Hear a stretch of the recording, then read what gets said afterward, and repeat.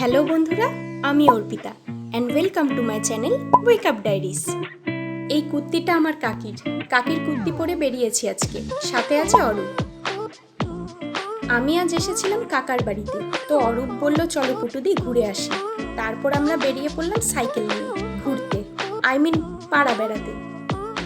ছোট ভাই থাকার একটা সুবিধা হলো সাইকেলের পিছনে বসে আরাম করে যাওয়া, না হলে অলওয়েজ আমাকে স্কুটি চালাতে হয় আর পিছনে বাকিরা আরাম করে প্রিন্সেস ট্রিটমেন্ট উপভোগ করে।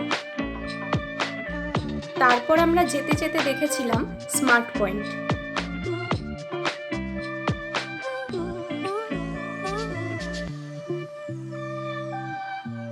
আর আমরা ঢুকে যাই এসির হাওয়া খেতে আর একটা মূল্যবান জিনিস কিনতে, ক্লিয়ার ওয়াটার।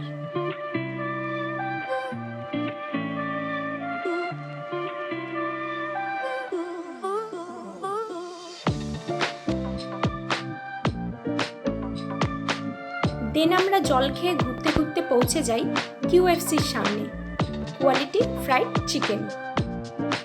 এখানে এসে আমরা ঠিক করি ফ্রাইড চিকেন আর চিকেন বার্গার খাবো। দেন অর্ডার দেওয়ার পর আমরা বেশ কিছুক্ষণ আড্ডা মারি, গল্প করি আর ওয়েট করি খাবারের জন্য। যেরকম আমি আগেও একটা ভিডিওতে বলেছিলাম, আমাদের অলওয়েজ নিজেদের ব্যস্ত শিডিউল থেকে টাইম বার করে কোয়ালিটি টাইম স্পেন্ড করা দরকার আমাদের ভাই বোনদের সাথে, অন্তত once in a month.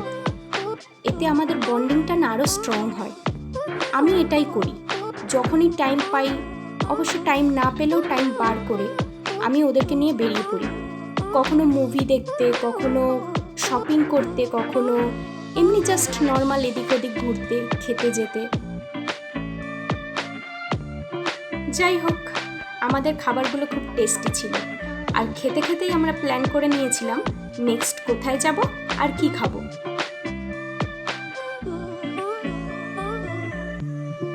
Then plan করে আমরা চলে আসি এই গরমে লস্যি খেতে।